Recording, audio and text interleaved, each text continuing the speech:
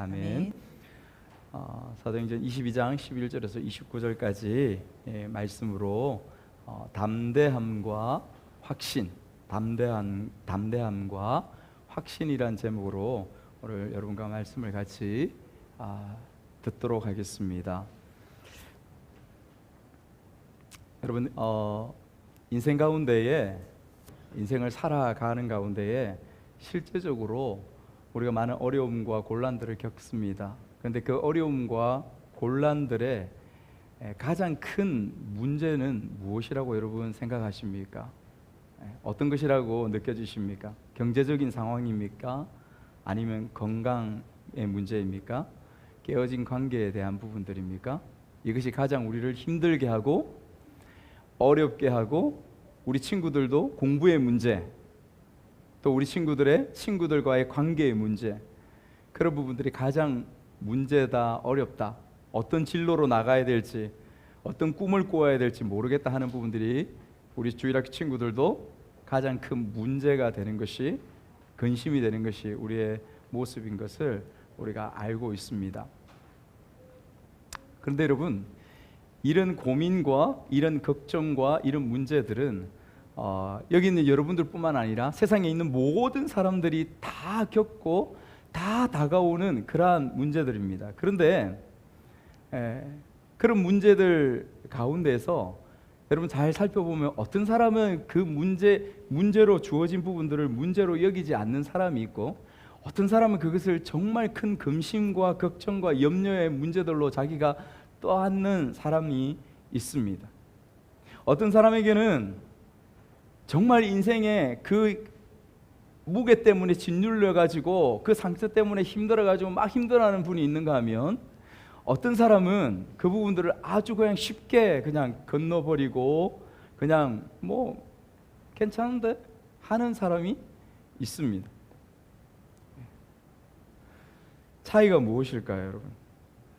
그런 사람들의 차이가 무엇일까요? 제가 생각해 볼 때는 우리의 내면, 우리의 마음의 중심의 내면이 차이가 있기 때문이라고 생각을 합니다. 현재와 내일에 대한 불안과 염려 가운데에 지나치게 우리의 생각과 중심들이 함몰되어져 버리는 그러한 사람이 있죠. 그러나 그런 부분들을 그냥 툴툴 털고 별반 그렇게 두려워하지 않고 또다시 도전해 가는 그러한 성향과 그러한 삶을 살아가는 사람들이 있습니다. 여러분, 제가 겁이 많은 저희 자녀들을 보면서 안타까워합니다. 저희 자녀들이 있지만 겁이 많아요. 어릴 때부터 겁이 많아서 많이 안타까워합니다. 어떨 때 보면 정말 무서워하지 않을, 아무것도 아닌 것 가운데 무서워하고 두려워하고, 불만 켜도 두려워하고 무서워하는 부분들 때문에 막 쫄여가지고 막 어쩔 줄 모르는 그런 부분들을 많이 보면서 저도 당황할 때가 많이 있습니다. 때로는 그런 무서움의 생각들이 없는 실체, 그러니까 망상까지 만들어가지고 무서워하는 아이들의 모습들을 보게 되면서 많이 당황합니다. 그래서 제가 생각을 합니다. 와, 얘들 시골에 데리고 가서 키워야 되나? 얘들 진짜 산속에서 키워야 되나? 그런 생각을 종종 합니다. 환경이, 사람들이 성장하면서 환경이 영향을 미치기 때문인 것을 저희들이 알기 때문에 그렇습니다. 그래서 우리 애들한테 자주 라떼는 하면서 아이들에게 힘들게 할 때가 제가 있습니다. 라떼는 그렇게 하지 않았어. 라떼는 그렇게 무서워하지 않았어. 그게 뭐 무서워?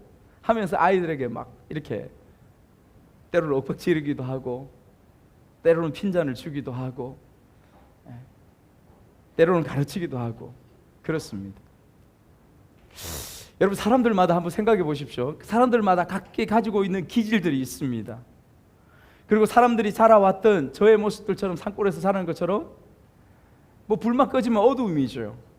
그런 환경에서 자라와서 많이 겁내하지 않고 많이 두려워하지 않는 그런 환경 가운데 자라온 부분들, 기질과 환경 가운데서 만들어진 어떤 담대함들, 많이 무서워하지 않는 그런 성향을 가진 사람들이 여러분들 가운데도, 여러분 주위 가운데도 굉장히 많이 있습니다.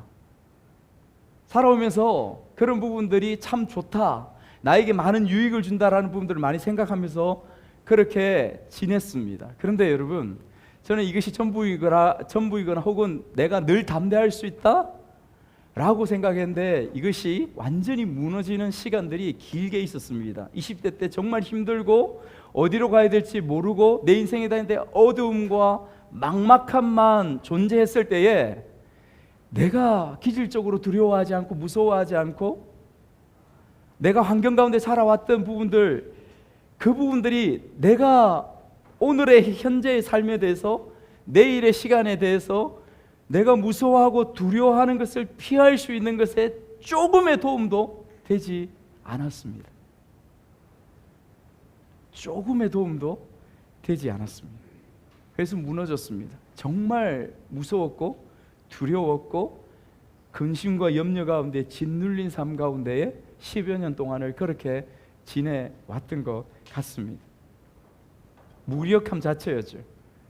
절망과 자포자기가 저의 전체 삶을 휘감고 있었던 시간들이 그때의 시간들이었습니다. 여러분, 그런 경험들을 하면서 청춘들이 그렇게 자라갑니다. 우리 자녀들이 그렇게 자라갑니다. 어쩌면 어른들도 그런 가운데 있는지 모릅니다. 그런데 여러분, 여기서 질문을 해야 됩니다. 그렇다면 이 인간의 우리의 마음속에 있는 이 무서움, 이 두려움들이 도대체 근본적으로 어디에서 생겨났는가라는 부분들이에요. 우리가 무언가를 도전하고 우리가 무언가를 실행해 나가려고 할 때에 찾아드는 그 두려움, 무서움들이 어디에서부터 우리의 마음속에 생겨났는가라는 부분들을 질문해야 됩니다. 여러분, 어디에서 생겨났을까요? 죄에서 시작되었습니다. 성경은 선명하게 이야기합니다. 모든 인간 가운데 시작된 그 두려움, 무서움들이 어디에서 출발했는가? 죄 가운데서 우리 가운데 시작되었다고 이야기합니다. 여러분, 우리가 알고 있습니다. 부끄러움과 두려움이 죄를 지었을 때 모든 인간에게 나타나는 공통적이고 보편적인 모습인 것을 우리가 말씀을 통해 알고 있습니다. 아담과 하와가 에덴 동산에서 하나님의 말씀, 명령을 떠나서 죄를 지었을 때에 그 두 사람에게 나타났던 부분들, 공통적인 부분이 무엇이었습니까? 첫 번째, 부끄러움이었습니다. 눈이 밝아져서 하나님만큼 지혜롭게 될 것이다, 그래서 모든 것을 알고 모든 것을 깨달으리라 했던 그 마음들이 눈이 밝아졌는데 그가 보았던 것은 무엇이었습니까? 그들이 벌거벗고 있었던 그 부끄러움이 보여졌던 것뿐이었습니다. 그리고 나타났던 부분들이 또 한 가지 있습니다. 무엇이었습니까? 무서움이었습니다. 두려움이었습니다. 그들이 하나님의 얼굴을 피하여 두려워서 숨었다라고 그렇게 말씀해 주고 있습니다. 그 두 사람의 아들이 누구입니까? 가인과 아벨이었습니다. 가인이 아벨을 어느 날 들에서 질투심 가운데에, 욕심 가운데에 그 아들을 그 동생을 어땠습니까? 돌로 쳐서 죽여버렸습니다. 그 가인이 고백하는 게 무엇입니까? 이제 모든 사람들이 나를 죽일 것입니다. 무엇입니까? 두려움과 공포 가운데 가인이 휩싸이게 된 것입니다. 죄를 지으면 두려움이 우리의 영혼을 붙잡습니다. 여러분, 그래서 아까 우리가 말씀 암송한다고 했던 부분들의 그 말씀이 무엇입니까? 욕심이 잉태한즉 죄를 낳고 죄가 장성한즉 무엇을 낳는다고요? 사망을 낳느니라. 그 죄의 대가로 인하여서 우리 가운데 죽음이 다가왔습니다. 사망이 다가온 것이죠. 그 죽음의 궁극적인 두려움들이 우리의 인생과 우리의 마음 가운데에 다 있는 거예요. 있는 것입니다. 여러분, 그러므로 이 두려움이란 놈의 원인은 죄입니다. 이 죄가 우리 가운데 들어와서 그렇습니다. 이 두려움을 우리 가운데서 근본적으로 없애하고 이 싸움 가운데서 우리가 승리하고 이기기 위해서 여러분, 우리가 해결해야 될 부분들이 무엇인가? 죄입니다. 죄의 문제예요. 나에게 지금 내가 어떤 현실을 맞닥뜨리고 사람을 만나고 어떤 일을 할 때의 두려움과 염려와 걱정이 나를 감싸고 내가 꼼짝달싹도 못하겠다라고 할 때에 여러분, 첫 번째 우리가 돌아보고 나 자신을 보아야 될 것은 무엇이냐면 내가 하나님과의 관계 가운데에 어떠한 관계와 모습들 가운데 지금 내가 있는가, 이것을 먼저 면밀히 살펴보셔야 됩니다. 정확합니다. 정말 정확합니다. 여러분, 그곳에 답이 있습니다. 그러면 원인을 알 수 있어요. 내가 하나님 앞에서 서원한 가운데, 내가 하나님 앞에서 죄 지은 가운데에 두려워할 만한 그러한 부분들 가운데 내 영혼이, 내 마음이 있다는 것을 발견하게 됩니다. 여러분, 그것을 붙잡고 하나님 앞에 나가야 되는 것입니다. 현상적으로 주어진 부분들, 그것을 붙잡고 씨름해봤자 여러분들의 욕심만 쌓여집니다. 여러분들의 욕망만 쌓여집니다. 근본적으로 해결이 되지 않습니다. 그래서 여러분, 제가 우리 아이들이 겁이 많을 때에 제가 저희 아내에게 또 우리 아이들에게 결국 마지막에 하는 말이 반드시 있습니다. 무엇입니까? 괜찮아. 그렇게 잔소리해 놓고는 또 이야기합니다. 괜찮아. 걱정하지 마. 예수님 믿게 되면 다 해결돼. 믿음이 진짜 이들의 가운데에 들어오고 성령을 경험하게 되면 이 두려움과 이 무서움은 다 해결돼. 아멘이십니까, 여러분? 아멘이십니까? 진짜 아멘입니다, 여러분. 정확합니다. 제가 경험했던 부분들이. 바울이 예루살렘에서 여러분 유대인들에게 붙잡혔지 않습니까? 많은 매를 맞았습니다. 그럼에도 조금도 굴복하거나 두려움을 느낄 수가 없습니다. 바울의 이 모습들 가운데서요. 여러분, 초인인가 싶을 정도로, 정말 초인인가 싶을 정도로 정말 담대하죠. 자기를 치고 죽이려고 하는 사람들 앞에서 자기가 예수를 핍박하던 그러한 사람들 가운데서 이제 예수를 온전히 따르는 그러한 사람이 변화된 것을 그가 간증합니다. 증거합니다. 그러니까 다메섹 도상에서 예수님께 물었던 부분들을 지난 시간에 우리가 말씀을 보았습니다. 주님, 당신은 누구이십니까? 그리고 주님, 내가 무엇을 하리이까? 예수 그리스도를 만난 영혼이라면 바울뿐만 아니라 우리 모두도, 저와 여러분이 반드시 물어야 될 근본적인, 오늘 물어야 될 그 질문이, 주님, 당신은 누구이십니까? 주님, 내가 무엇을 해야 되겠습니까? 여러분, 이 궁극적인 질문 가운데에 여러분 우리가 서야 합니다. 가장 중요한 질문이죠. 여러분, 이곳에 이 질문 가운데 우리의 삶의 정체성이 있습니다. 삶의 의미와 사명이 바로 이곳에 있는 것이죠. 여러분, 제가 여러분을 대신해서, 주님을 대신해서 여러분에게 다시 한번 묻겠습니다. 여러분은 예수를 누구라 하십니까? 여러분이 예수를 위해 지금 무엇을 하고 있습니까? 여러분 스스로 여러분들이 기도하시면서 하나님 앞에서 답해 볼 수 있기를 바라고 소망합니다. 여러분, 오늘 본문에서 바울의 간증이 계속해서 이어져요. 바울의 간증이 이어집니다. 주님은 아나니아를 통해서 바울의 눈을 뜨게 하시죠. 바울이 그 찬란한 빛을, 하늘에 비추는 그 빛을 보고 눈이 멀었습니다. 그래서 사람들에 이끌려서 다메섹까지 들어갔습니다. 아나니아를 만났습니다. 주님께서 아나니아를 보내셨습니다. 그의 눈을 뜨게 하라. 그에게 나의 말씀을 전하라. 나의 뜻을 전하라. 아나니아가 갔습니다. 여러분, 13절 말씀을 한번 읽어보겠습니다. 13절 시작. 내게 와 곁에 서서 말하되 형제 사울아 다시 보라 하거늘 즉시 그를 쳐다보았노라. 형제 사울아 다시 보라. 다시 보라. 감겨있던 그 눈이, 볼 수 없었던 그 눈이 다시 보라는 그 말씀으로 인하여서 비로소 눈이 떠여졌습니다. 스스로 열정 가운데, 열심 가운데 열심히 달려가서 이것이 하나님께서 원하시는 길이라고 목숨을 다해서 달려갔던 그의 힘과 열정 가운데 나아갔던 바울의 삶이었지 않습니까?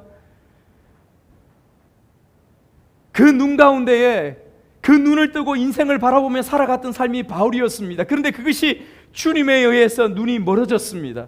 그것이 아니었습니다. 그것이 인생의 답이 아니었습니다. 근데 오늘 다시 주님에 의해서 눈을 다시 떴습니다. 눈을 뜨게 되었습니다.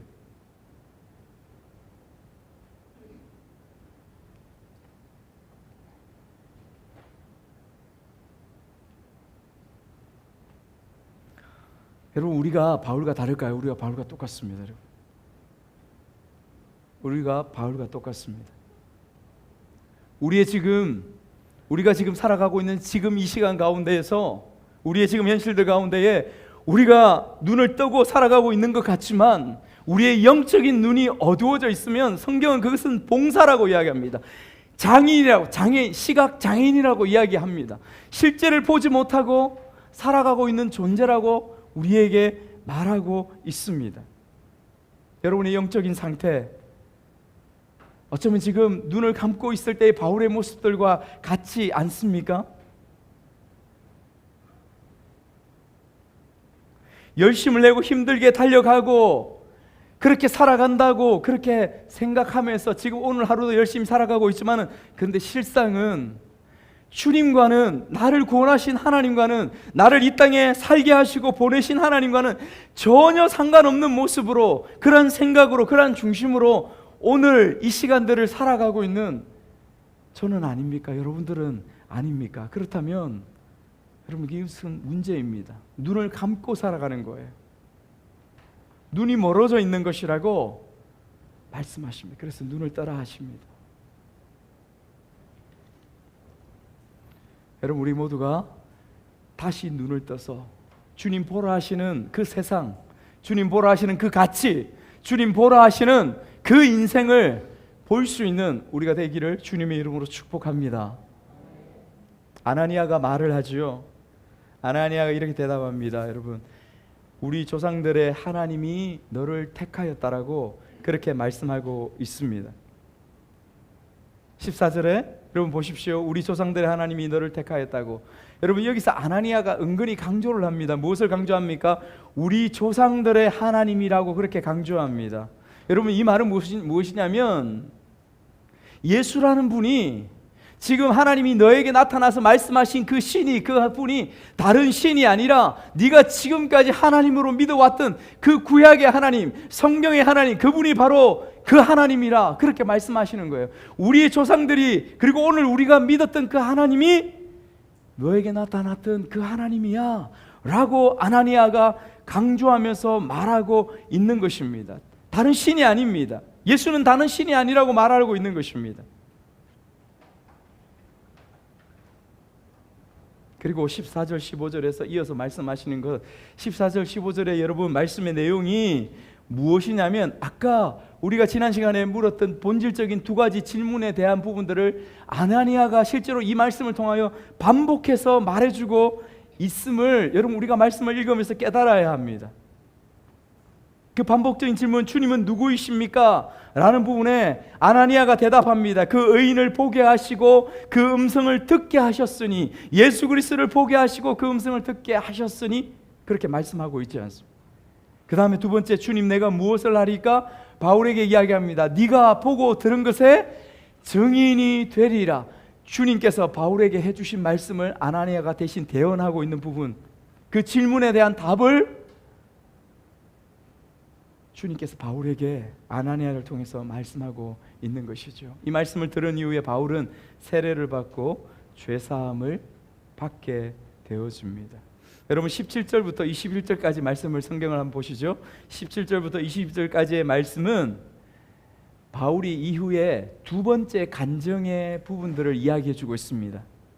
여러분, 다메섹 도상에서 처음 주님을 만난 이후에 시간이 약 3년 정도가 지났어요. 약 3년 정도가 지나서 사도행전, 우리가 앞에 살펴보았던 사도행전 9장의 내용에 가면, 29절 처음에 가면 3년 동안 바울이 예수님을 만나서 성경을 공부하고 주님의 복음에 대해서 깨닫고, 바나바를 통하여 복음을 깨닫고, 바나바에 이끌려서 예루살렘에 올라가서 예루살렘에 있는 제자들을 만납니다. 거기서 복음을 듣고 예수 그리스도에 대해서 얘기를 듣습니다. 예수님의 공생에 대해서 말씀을 듣습니다. 그 가운데 3년을 지내다가 그 예루살렘에서 바울의 그러한 고백과 간증들 가운데 또다시 핍박을 당하는 거죠. 그것을 지금 간증하고 있는 것이에요. 그가 내가 다메섹 도상에서 예수님을 만나지 않았을 때의 삶의 모습들과 만난 이후의 삶의 모습들이 이렇게 변화되었다고 그것을 간증하면서 있을 때에 그 시간들을 지금 설명해 주고 있는 것입니다. 그때 주님께서 바울에게 나타나셔서 어떤 말씀을 주셨는가? 떠나가라, 내가 너를 멀리 이방인에게로 보내리라 라고 말씀하신 부분들을 말씀하고 있는 것입니다. 여러분 22절 말씀을 한번 읽어볼까요? 22절 시작. 이 말하는 것까지 그들이 듣다가 소리질러 이르되 이러한 자는 세상에서 없애버리자 살려둘 자가 아니라 하여.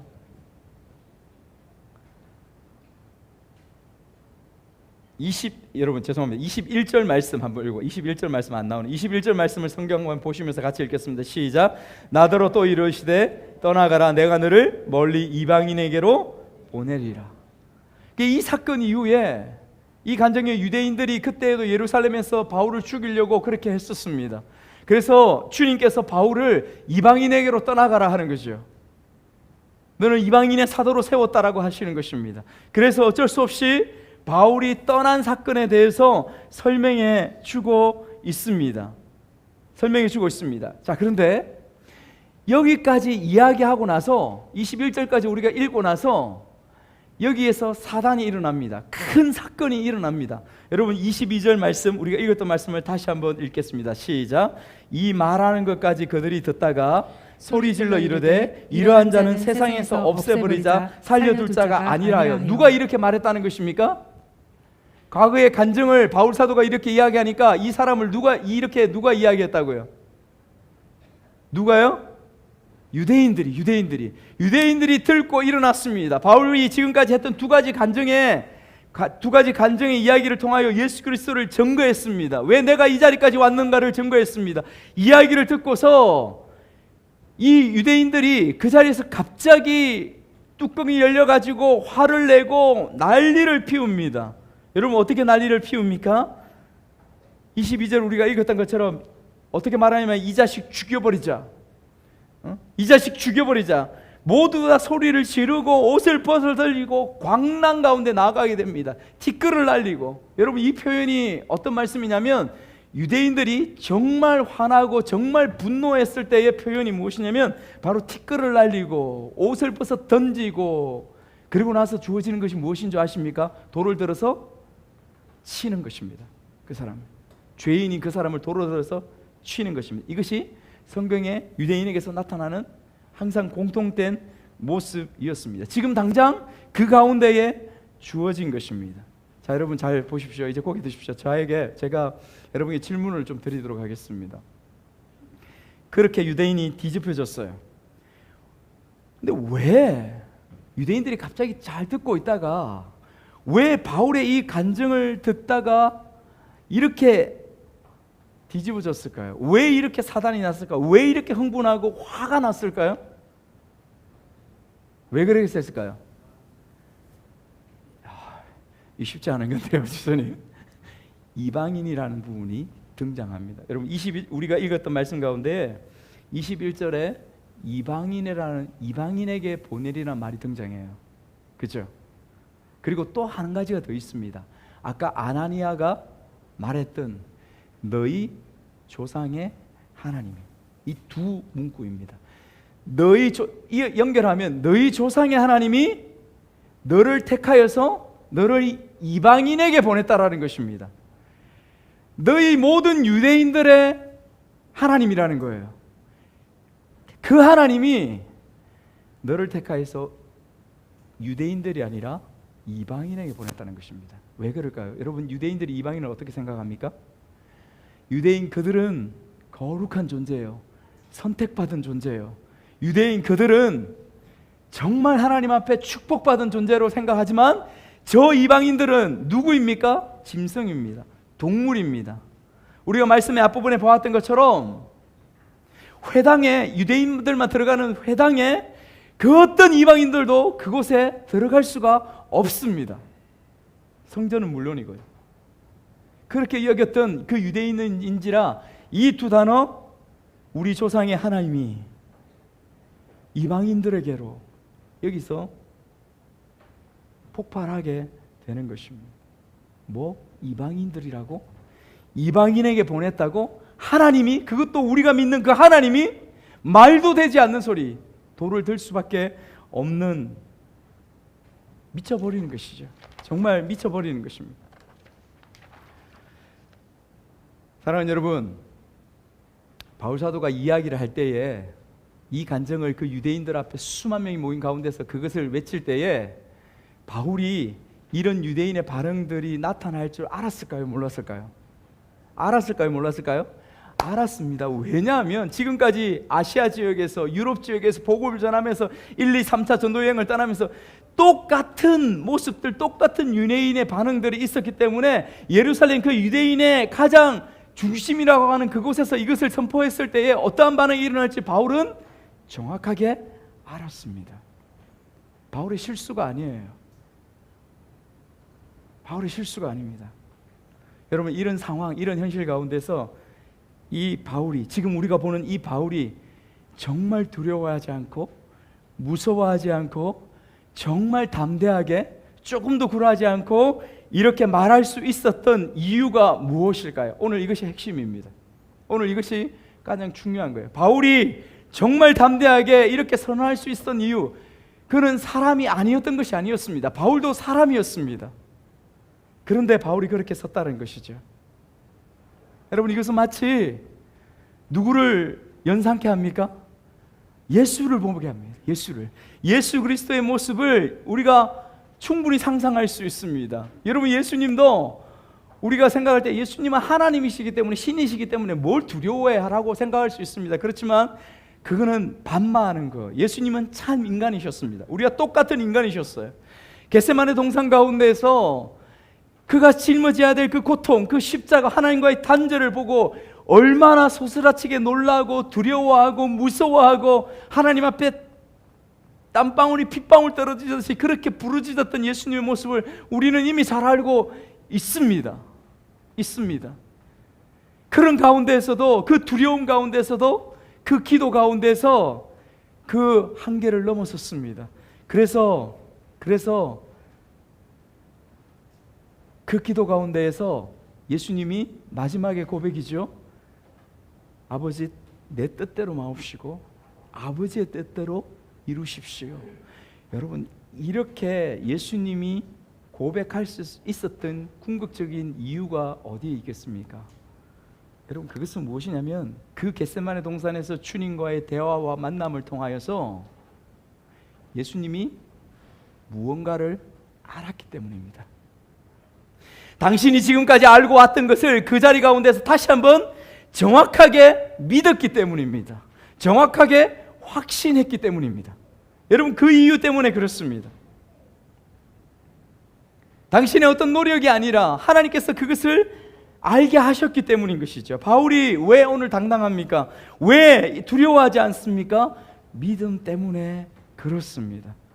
여러분, 이 12절에 말씀했던 것처럼 그 비밀을 알고 믿었기 때문에 바울이 담대함과 확신을 가지고 그 부르심의 길을 갈 수 있었다라고 오늘 말씀이 우리에게 증거해 주고 있습니다. 바울의 노력이 아니었습니다. 바울의 힘이 아니었습니다. 그냥 그렇게 나아감을 얻는 것입니다. 내가 하는 것이 아니었다고 바울이 고백하는 것입니다. 여러분, 이 비밀이 이것이 굉장히 중요합니다. 여러분, 이것을 바울이 에베소서의 말씀 가운데서 이 부분에 대해서 정확하게 설명해 주고 있는 부분의 말씀이 있습니다. 에베소서 3장으로 가겠습니다. 여러분, 에베소서 3장으로 성경을 한번 펴보시기 바랍니다. 에베소 3장 8절에서 13절 이 말씀을 천천히 여러분 읽으면 바울이 왜 담대할 수 있었는가? 바울이 중심 가운데 무엇이 있었기 때문에 가능했는가를 알 수 있습니다. 그래서 8절에서 13절까지 에베소서 같이 읽겠습니다. 8절에서 13절까지 한 목소리로 같이 읽겠습니다. 시작. 모든 성도 중에 지극히 작은 자보다 더 작은 나에게 이 은혜를 주신 것은 측량할 수 없는 그리스도의 풍성함을 이방인에게 전하게 하시고 영원부터 만물을 창조하신 하나님 속에 감추어졌던 비밀의 경륜이 어떠한 것을 드러내게 하려 하심이라. 이는 이제 교회로 말미암아 하늘에 있는 통치자들과 권세자들에게 하나님의 각종 지혜를 알게 하려 하심이니 곧 영원부터 우리 주 그리스도 예수 안에서 예정하신 뜻대로 하신 것이라. 우리가 그 안에서 그를 믿음으로 말미암아 담대함과 확신을 가지고 하나님께 나아감을 얻느니라. 그러므로 너희에게 구하노니 너희를 위한 나의 여러 환난에 대하여 낙심하지 말라. 이는 너희의 영광이니라. 아멘. 아멘. 아멘. 아멘. 여러분, 이 에베소서 이 말씀 가운데서 바울이 왜 오늘 이 사도행전 말씀 가운데서 담대할 수 있었는지에 대한 그 비밀, 그 이유들을 정확하게 설명해 놓고 있습니다.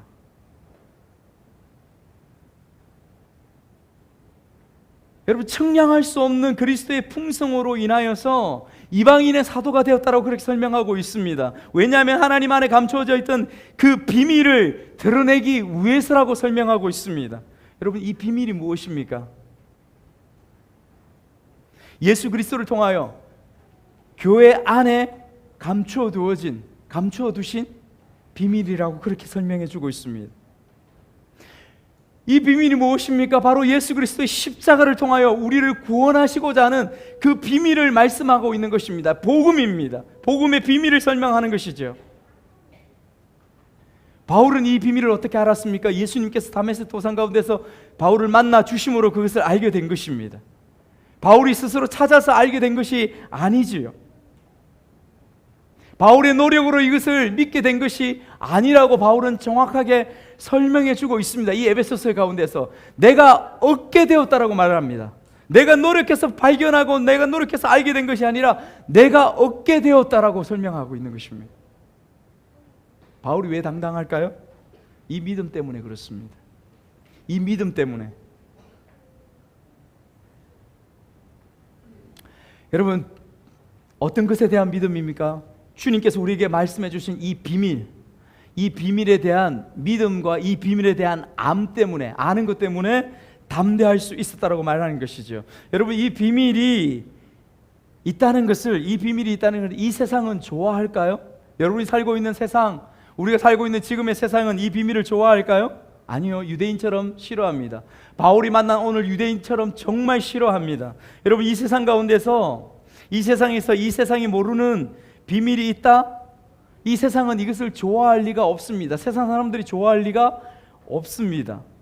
부담스러워하고 불편해하는 것이 이 세상입니다. 그래서 여러분, 이 복음에 대해서, 이 비밀에 대해서 세상 사람들은 그냥 무시해 버립니다. 그렇지 않습니까? 비밀이 무슨 소용이 있나? 나 잘 먹고 잘 살면 그만이지. 그 비밀이 나 밥 먹여주나? 그 비밀 안다고 부자 되나? 내가 이 세상 사는데 도움 안 된다면 그 비밀 내가 그냥 거부하면 그만이지. 여러분, 이것이 세상입니다. 어쩌면 우리의 생각 속에도 이 생각이 우리 속에 세상으로 다가와 있는지 모르겠습니다. 내가 이 세상 살아가는데 마음 편하게 살면 그뿐이지, 이 세상을 사는데 편안하게 사는데 방해가 되어지면 그냥 무시하면 된다라는 것이 우리의 마음속에 있습니다. 그래서 충돌이 일어납니다. 저와 여러분들 마음속에서 영적인 것과 육적인 것에 충돌이 일어납니다. 그래서 또 충돌이 일어납니다. 믿는 이와 믿지 않는 세상 사람들과의 충돌이 일어나는 것입니다. 여러분, 이 충돌은 당연한 것입니다. 그래서 바울 사도는 이 핍박과 환난이 이 세상을 살아가는 우리의 삶 가운데서 불가피하다고, 어쩔 수 없다라고 그렇게 설명해 주고 있지 않습니까? 여러분, 바울이 이 비밀을 몰랐을 때는 세상의 방법으로 떵떵거리면서 그렇게 살았지 않습니까? 그러나 이 비밀을 알고 나서, 이 비밀을 믿고 나서는 바울은 죽었습니다. 그에게 환난이 임했습니다. 그에게 고통이 임했습니다. 복음 때문에, 생명 때문에 환난과 핍박이 임했습니다. 그러나 바울은 이것으로 인해서 굴하지 않았습니다. 왜입니까? 이 환난이 장차 다가올 그 영광과 좋게 비교할 수 없었기 때문에 그렇습니다. 13절에서 우리가 읽었던 에베소서 2장 13절에서 그것을 설명해 주고 있습니다. 나의 환난이 너희들의 영광이라 라고 그렇게 말하고 있습니다. 여러분, 말씀을 정리하려고 합니다. 말씀을 잘 들으십시오. 여러분, 이 말씀이, 이 바울이 환난 앞에서 정말 담대했던 이유, 용기를 가졌던 이유, 여러분, 그것은 비밀을 아는 믿음 가운데 있었습니다. 다른 것에 있지 않습니다. 비밀을 정확하게 내 속에 확신으로, 믿음으로 내가 가지고 있으면 이 세상의 삶 가운데, 여러분의 인생 가운데에서 결코 두려워하거나 무서워하거나 그렇게 하지 않습니다. 여러분, 우리는 우리의 자녀들이 우리 인생을 살아가면서 우리처럼 어른이 될 때에 이 아이들이 두려워하지 않기를 바라고 소원합니다. 그것을 위해서 기도할 것입니다. 무서워하지 않고 두려워하지 않고 살아가서 세상에 용기 있고 담대한 이들로 서기를 바라는 마음들이 우리 부모의 마음들 가운데에 당연히 있습니다. 그러나 어디 그렇습니까? 여러분, 살아보십시오. 좀 더 살아보시면 우리 어린 아이들이 나중에 지금은 알지 못하는 20대, 30대의 인생의 그 두려움으로 인해서 힘들어하고, 어떤 사람은 수많은 세상의 정신적인 아픔과 어려움들 가운데 있는 아이들처럼 그러한 모습들 가운데 경험하면서 살아갈 아이들도 있습니다. 우리가 알아야 됩니다, 여러분. 이 테두리 안에 있다고 안심하고 있을 것이 아닌 것이죠. 다윗을 한번 보십시오. 여러분, 다윗은 분명하게 그의 삶을 통하여 우리에게 이야기해 주고 있습니다. 어린 17살, 17살의 그 나이 가운데 골리앗 앞에 모든 군사들이 두려워 떨고 있을 때 골리앗 앞에 나아갈 수 있었던 다윗의 비밀이 무엇입니까? 그것은 다윗은 알았기 때문입니다. 믿었기 때문입니다. 누구를? 살아계신 하나님이 지금 우리의 싸움과 함께하고 계시다. 살아계신 하나님이 우리와 지금 함께하고 계시다. 다윗은 누구도 믿지 않았지만 그것을 알았기 때문에 패색이 짙은 그 싸움 가운데서 골리앗 앞에 그는 서서 싸워서 이겨내었습니다. 다윗의 전체 삶 가운데 인생을 주관하는 모티브가 되었습니다. 내 자녀가 다니엘과 같이 되고 싶습니다. 여러분, 다니엘과 같은 아이가 되고 싶은 마음이 있지만은 여러분들은 다니엘과 같이 아이들을 키우지 않습니다. 다니엘이 8살 되었을 때 다니엘을 대표하는 말이 무엇입니까, 여러분? 다니엘이 마음을 정하여 불과 8살에 유준이가 지금 9살입니다. 유준이보다 어린 8살에 다니엘은 마음을 정하여, 뜻을 정하여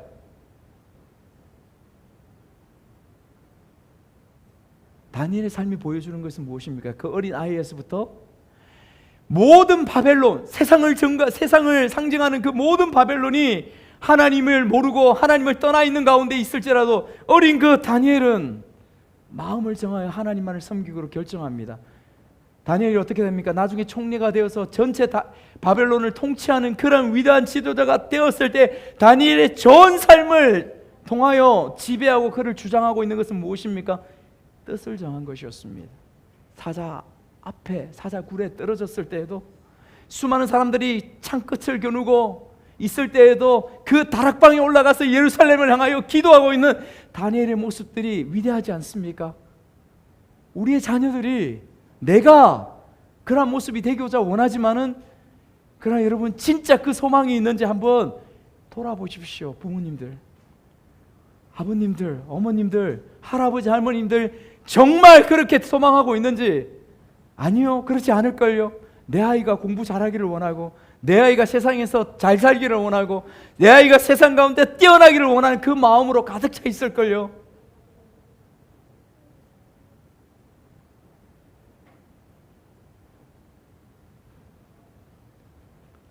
이것은 하나님께서 우리에게 원하시는 삶이 아닙니다.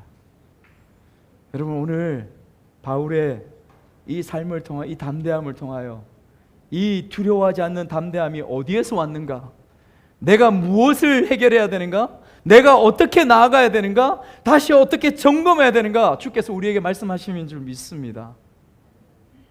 그래서 우리 자녀들도 우리 모두도 하나님 말씀 앞에서 우리의 이 더운 여름을 하루하루 하나님 말씀 앞에서 나아가는, 묵상하며 나아가는 저희들이 되기를 주님의 이름으로 간절히 축복합니다.